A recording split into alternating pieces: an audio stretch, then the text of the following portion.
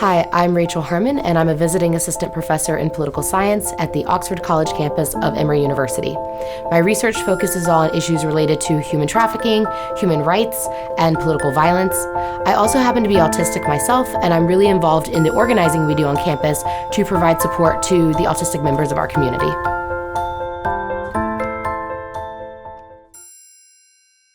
So I'm one of the members of the Emory Oaks Implementation Working Group, and what that means is I'm part of a group that meets regularly to oversee how Emory Oaks is being run, how the programming is going, and listen to student feedback to understand how we can continuously improve the program. I really love being a part of this group because it allows me to connect with other stakeholders and other members of our community, particularly other faculty and staff who are really passionate about supporting autistic students like I am myself. So I've been part of that implementation working group for a couple of years now. We are coming up on our second year of Emory Oaks being in operation, and I'm also really involved with a lot of the student-facing work as well. So Emory Oaks is its own support program, but it's connected to a lot of other things that we do on campus, right? They're all interconnected. So I'm also really involved in mentoring students and being part of their academic experience as they go through college.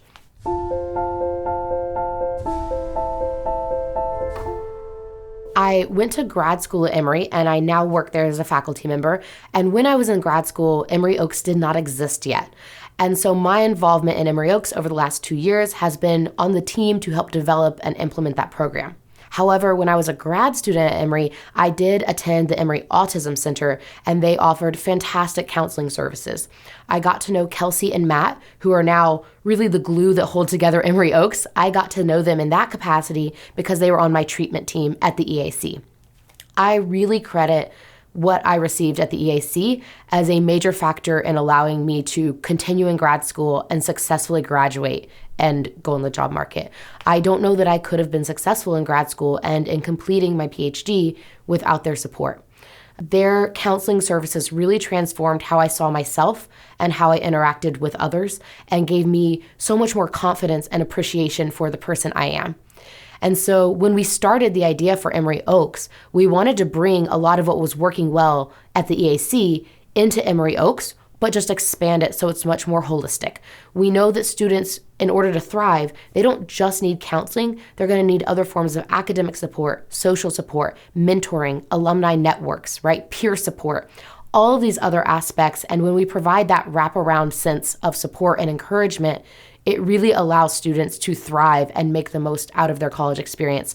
So I like to think of my experience with the EAC as kind of a forerunner to what we now see at Emory Oaks. And I know that for me, the support I received at Emory Oaks was transformational. And so I can just imagine now the support that students are getting through Oaks is so much more holistic, right? It's so much deeper that it's just providing that much of a deeper measure of support and encouragement for the students.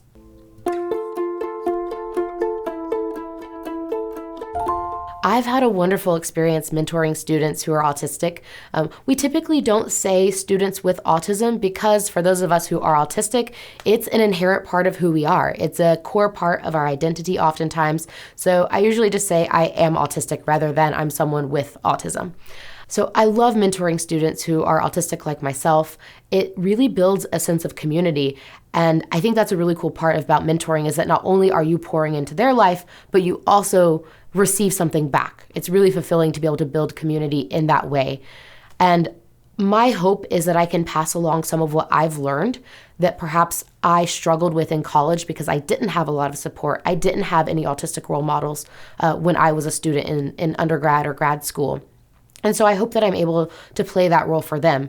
And at the same time, I learned so much from them. I didn't really become comfortable or celebratory of my identity as an autistic person until I was most of the way through grad school. And I'm still learning that. It's still a gradual journey for me. And some of our students that we see are so self-aware and so confident and so hopeful and bright. And seeing how they're able to find joy in their identity has also encouraged me. So I really see opportunities for mentorship as a two-way street that we both learn from each other.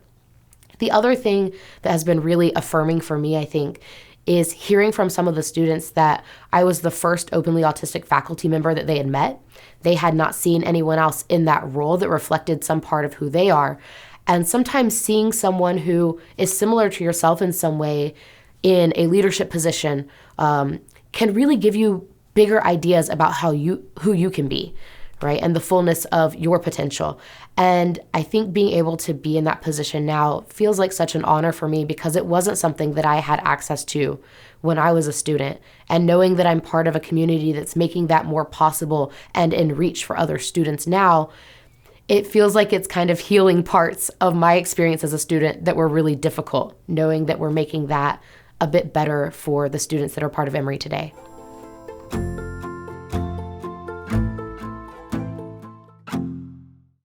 There are a lot of misconceptions that people have about autistic people. The one that I think is most important to break down or understand is that sometimes people try to quickly label an autistic person as one thing, right? Either you're high functioning or low functioning, you're verbal or nonverbal. And what people sometimes don't understand is that those sorts of labels are problematic, and they're not helpful, and they're not accurate. No person is any one thing. And I think a better question to ask is, what sort of support does someone need, and what can someone offer today? So when I think of myself, for example, sometimes people have a really hard time reconciling the fact that on some days, they might not even recognize the ways in which autism affects my life. But then in some days, I have days where I'm dealing with really significant sensory processing issues or really significant struggles with meltdowns. And so allowing someone to be the fullness of who they are, a complex, nuanced person, right, that sometimes needs supports and sometimes can offer support to other people, that to me is the biggest misconception, is that, we're not just any one thing, that our need for support and our ability to offer support to others can change on a day-by-day basis or a week-by-week or month-to-month basis. And so what that requires is really getting to know an individual and appreciating people for the unique, specific person that they are, rather than making larger assumptions about what sort of abilities we are supposed to have or aren't supposed to have. In my own life, this has been really hard to reconcile with at times, because I feel like I have such a need to mask or put on a face where people don't recognize the ways in which I'm autistic, because I've been trained that that's what's expected and it's what's appropriate or socially acceptable, to the point that sometimes I don't know even how to unmask at this point.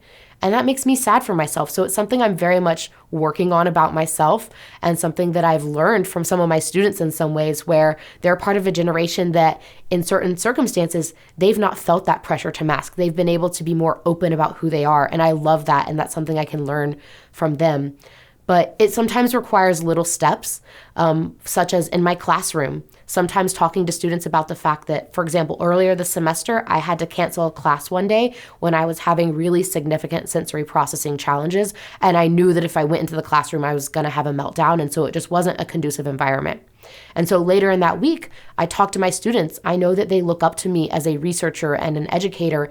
And I wanted them to know that you can be a brilliant researcher, and you can be a kind and caring, compassionate educator, and also someone who sometimes has sensory processing issues or sometimes has meltdowns, and that it's okay to talk about that and say, hey, I was dealing with that and needed to go seek some extra support that day, but we're back in the classroom today. And a person can be all of those things wrapped up in one person. So learning how to be comfortable with that and being confident in that is something that I'm working on, but it's still a misconception, I think, that our community is trying to address more broadly in the general population.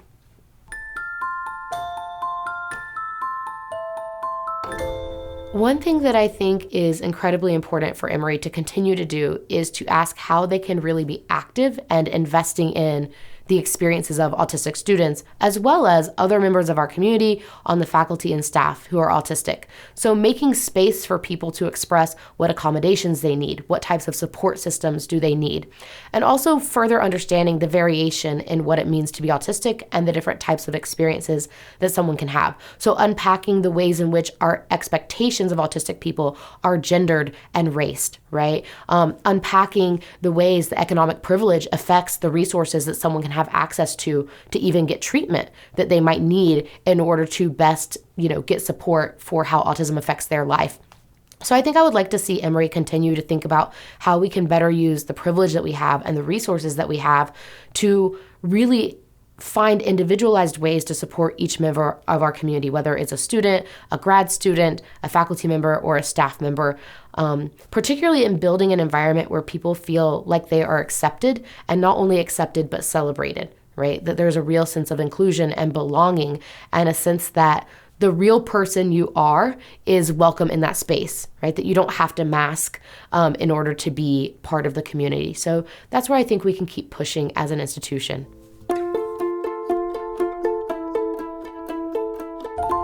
When I think about the future for Emory Oaks, there are 3 things that I set as goals for us. The first is to be sustainable. We are nearly 2 years into the program, and it has gone incredibly well. The feedback has been overwhelmingly positive. The students love and appreciate this programming. So for me, the question is, how can we make sure that this is sustainable so that it lasts for many years into the future?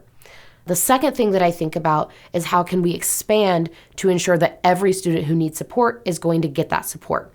And that means that we need additional funding, we need additional volunteers, we need additional staff.